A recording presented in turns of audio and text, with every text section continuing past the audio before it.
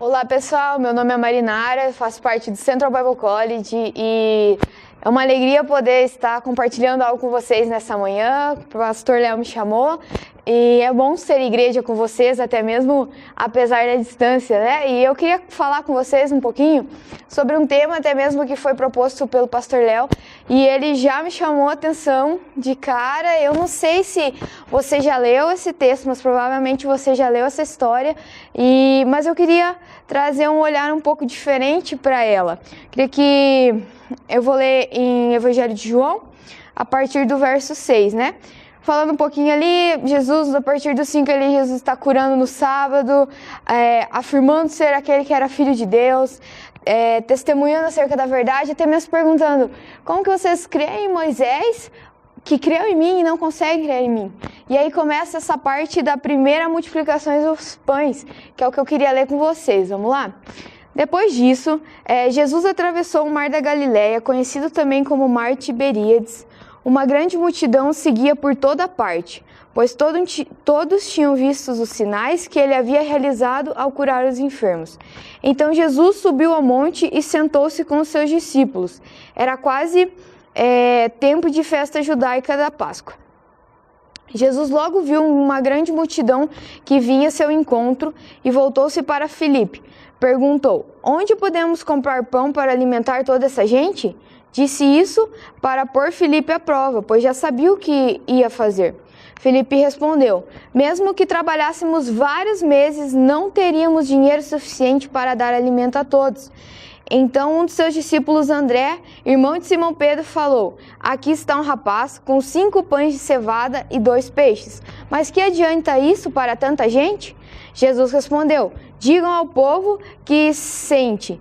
Todos se sentaram na grama que cobria o monte, só os homens eram cerca de 5.000.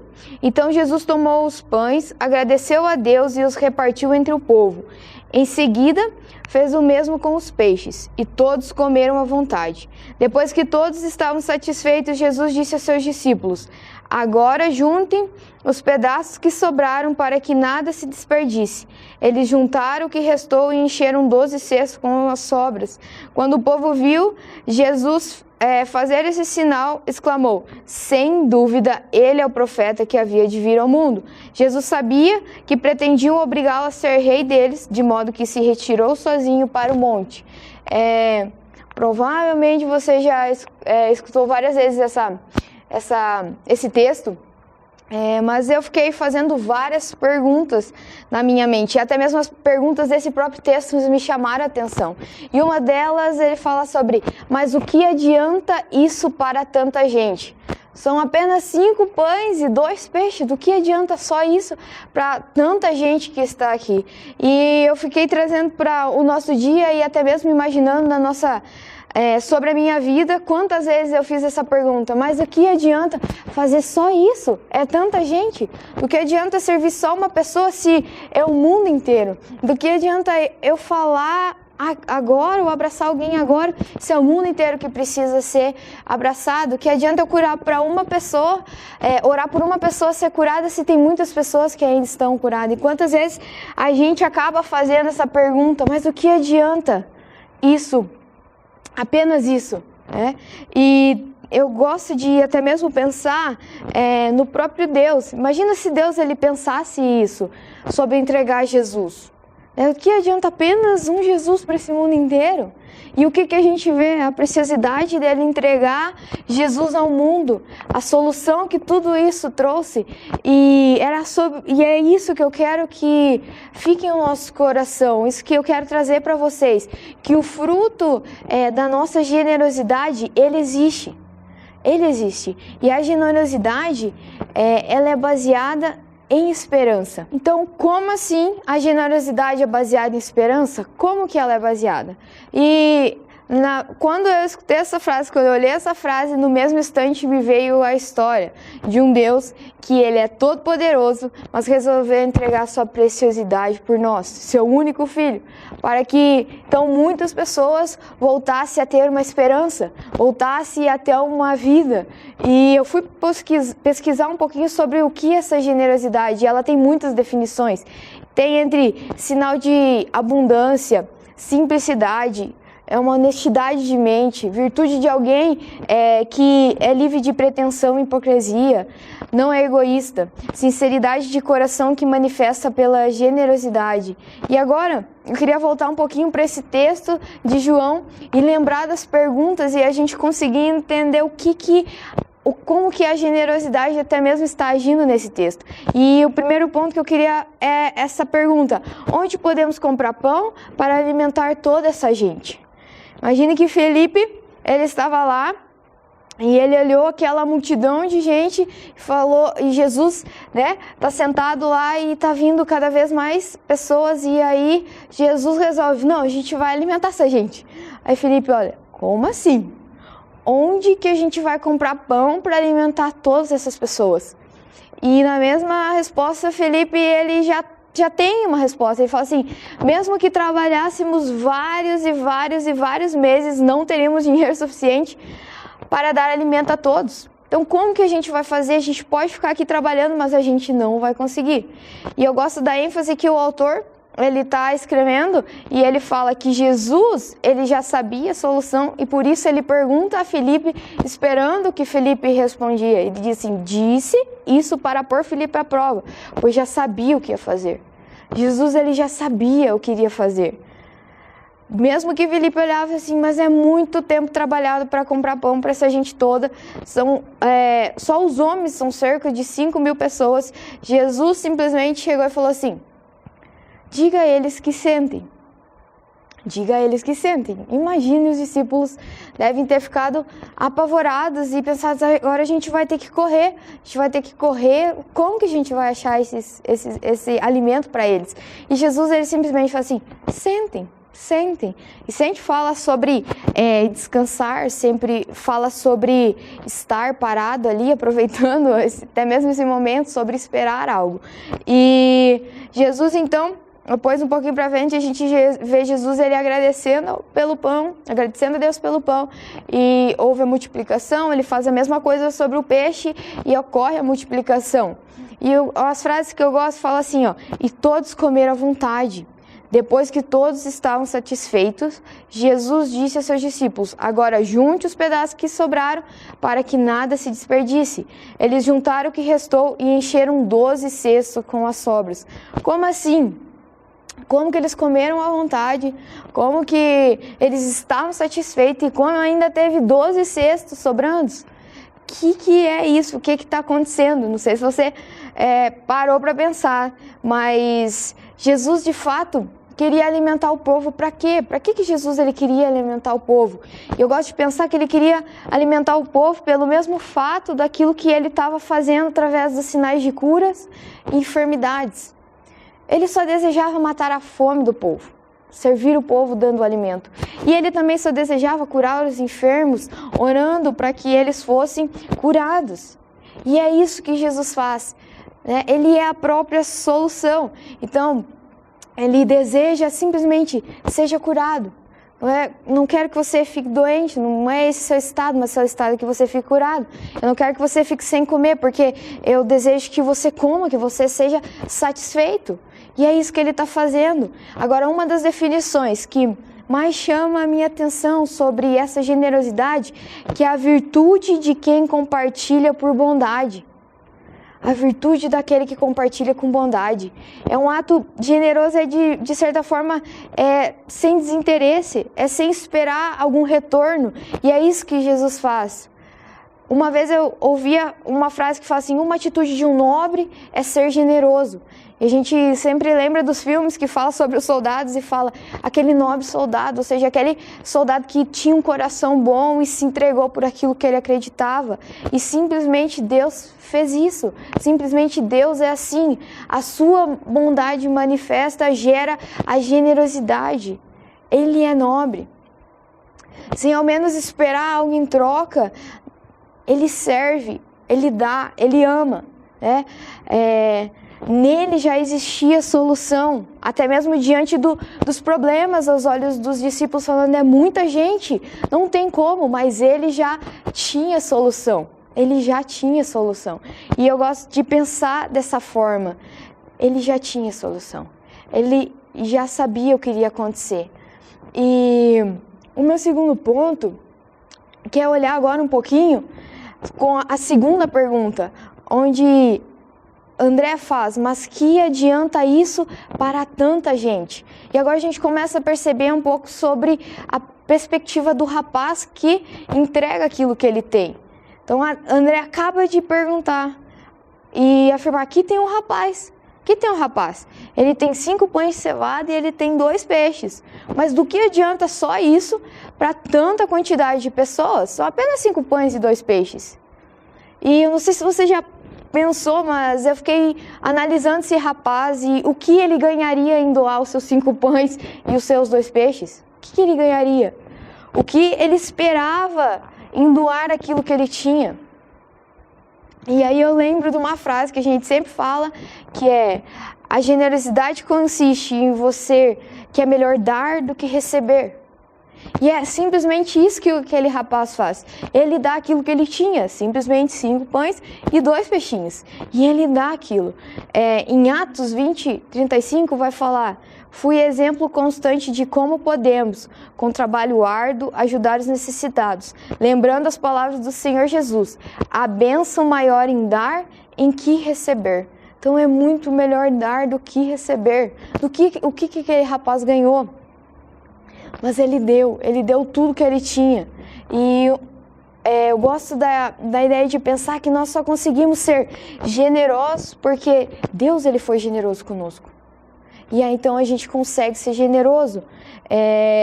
A ideia de honestidade de mente, que é uma das definições dessa palavra, como assim honestidade de mente? O que isso significa? É de fato ter a mente voltada por fazer algo, por entregar algo, ao menos sem esperar algo em troca. E foi simplesmente isso que o rapaz dos 5 pães e dos 2 peixes fez. Ele entregou o pouco que ele tinha, sem esperar o que poderia vir em troca. E eu lembro que uma das coisas que mais marcou a minha vida e mais me chamou a atenção durante o meu ano de 2017 que eu estudei aqui no college foi essa parte. Por que eles me amavam sem esperar algo em troca de mim, né? Por que eles se doavam por mim sem esperar algo em troca? Por que eles falavam, você tem que aprender quem você é, você tem que se relacionar com Deus, você tem que tirar para fora tudo aquilo que é de melhor e aí você tem que sair daqui e manifestar isso, mas vocês não esperam que eu fique servindo vocês eternamente? Não. Né? E eu fico, cara, como assim? Como isso acontece? E outra coisa que me marcou foi para eu entender ainda mais o que esse amor, o que essa generosidade, o que de fato é esse verdadeiro evangelho, foi ano passado quando eu fui numa missão na Cracolândia, numa missão chamada Projeto Ação Retorno. E ali eu conheci um casal, o pastor Nildes e o pastor Jair, e eu lembro que a gente estava conversando um dia lá na missão e a gente perguntou, o que você espera, né? O que você vai esperar dessa colheita? E eu lembro que ela falou assim, não sei, o que importa é que eu plante. O tempo que vai acontecer algo, como vai acontecer algo, não depende de mim. O que importa é que eu ame. Ame sem esperar amor em troca, que eu sirva sem esperar que alguém me sirva, que eu doa tudo que eu tenho sem esperar que alguém me doe de volta. Eu fiquei, meu Deus, que amor é esse? O que é isso? E eu consigo enxergar esse rapaz na mesma condição. O fruto da generosidade desse rapaz fez com que houvesse a multiplicação de peixes através de Jesus. Então a generosidade dele fez com que houvesse a multiplicação através de Jesus. E a minha pergunta é, o que nós estamos multiplicando com Jesus? O que de fato a gente tem entregado para Jesus para que haja a multiplicação? Eu sempre achei que eu ia ter que estar muito pronta, com muitas coisas para estar falando, para estar pregando, para estar pastoreando, mas eu entendi. E de fato eu nunca vou saber todas as coisas, porque vai atualizar, aí depois vai ter outra coisa que vai surgir, a igreja vai ser um pouco diferente, e outro pensamento vai vir, outro escritor vai trazer outra tese, outro teólogo vai montar outra tese, e aí você fica, nossa, mas eu tenho que estar bem, eu tenho que estar pronto. Mas hoje, o que você consegue entregar hoje para que Jesus ele possa multiplicar? E isso que ficou marcado muito no meu coração. O que nós estamos entregando hoje para que haja essa multiplicação? que de fato essa generosidade que nós estamos entregando vai gerar no nosso próximo. Isso que eu queria que ficou marcado tanto no meu coração, eu queria compartilhar com vocês. O que hoje a Marinara pode entregar e falar, Deus, isso aqui a gente pode multiplicar junto. Esse tempo, como eu amo abraçar as pessoas, é isso que a gente vai multiplicar junto hoje. Então a gente vai. Né? Então essa é a pergunta, o que você consegue multiplicar hoje com Jesus? E o meu terceiro ponto fala sobre, sem dúvida, esse profeta que havia de vir ao mundo. O que significa isso? Significa que o que de fato essa generosidade gera, o que ela gera em nós, o que ela gera no mundo. E a generosidade do rapaz entregar os 5 pães e os 2 peixes gerou essa questão. Sem dúvida, ele é o profeta que havia de vir ao mundo. Olha que incrível o que isso tornou. Ele é o profeta que havia de vir ao mundo. Quando o povo viu Jesus fazendo sinais, quando o povo viu Jesus multiplicando, sem dúvidas eles entenderam assim, esse é o profeta que havia de vir ao mundo. A generosidade de Jesus gerou a esperança deles. A generosidade, a multiplicação dos peixes, a multiplicação dos pães, gerou a esperança neles. Então eles olharam para aquilo que estava acontecendo e eles falaram, nossa, esse é o profeta que havia de vir. Nossa, ele é a solução. É ele que veio matar a nossa fome, é ele que veio curar nossas enfermidades, é ele. E a nossa fé, ela deve ser baseada na vida ressurreta de Jesus. Jesus é a nossa esperança. Ele é a nossa esperança e a nossa generosidade deve gerar essa esperança na vida das pessoas. Que assim como a gente entendeu que Jesus é a nossa esperança, as pessoas precisam entender isso. 1 Coríntios 5, 17 ao 19 vai falar assim, e se Cristo não ressuscitou, é vã vossa fé, e ainda permaneceis nos vossos pecados, e ainda mais, os que dormiram em Cristo pereceram. Se a nossa esperança em Cristo se limita apenas a essa vida, somos os mais infelizes de todos os homens. Ele é a nossa esperança, e a chave disso é compreender que a nossa esperança não é algo terreno, mas que é algo eternamente, é algo eterno. Por mais que aos nossos olhos humanos não faça sentido, isso gerará algo eterno. Por mais que aos olhos de todos os discípulos e até mesmo daquele rapaz, os 5 pães e os 2 peixes não faziam sentido nos olhos humanos de alimentar toda aquela multidão. No espiritual faria sentido, porque tudo estava acontecendo para eles entender que de fato Jesus ele era o Messias. Que de fato Jesus era aquele que veio para preencher a vida deles, que veio para trazer a vida a eles. Era o fato que esse era o Messias que via saciar a fome, que via saciar a sede, que via curar todas as enfermidades. E esse é um ponto muito importante, a gente conseguir compreender que Jesus, aquilo que Jesus fez, foi o suficiente. E essa é a nossa esperança, é que a vida de Jesus é o próprio fruto da generosidade de Deus vivendo dentro de nós. A nossa vida é o fruto da vida de Jesus através de Deus. Essa é a verdade. É o fruto da generosidade dele vivendo em nós. É a vida dele vivendo em nós que nos faz ser generosos. É a vida dele vivendo dentro de nós que nos faz amar, porque assim como ele nos amou, só assim conseguimos amar. Então assim como ele é generoso, só assim conseguimos ser generosos. Assim como ele serviu, só nele conseguimos servir. E essa é a preciosidade de tudo isso. Então, o fruto da sua generosidade, onde ele vai chegar? Qual é o fruto que você está gerando? Aonde ele está chegando? Em quem ele está chegando? A generosidade do próprio Deus é a vida eterna em Cristo Jesus. É a vida dele em nós. É a vida dele em nós. E essa é a generosidade baseada na nossa esperança. Onde aquele moço, aquele rapaz, ele doou aquilo que ele tinha. E então as pessoas com 5 pães e 2 peixes foram alimentadas. E ali eles encontraram, esse é o Messias. É assim que deve ser as nossas vidas. O pouco que a gente vive hoje, a gente precisa entregar para conseguir ver a multiplicação de Jesus em nós. Então, não se prenda a falar, mas eu não sei falar, mas fale o que você é, fale o que você vive, conte sua história, e é isso que vai gerar a verdadeira decisão para as pessoas, vai mostrar a verdadeira decisão, que é encontrar Cristo Jesus.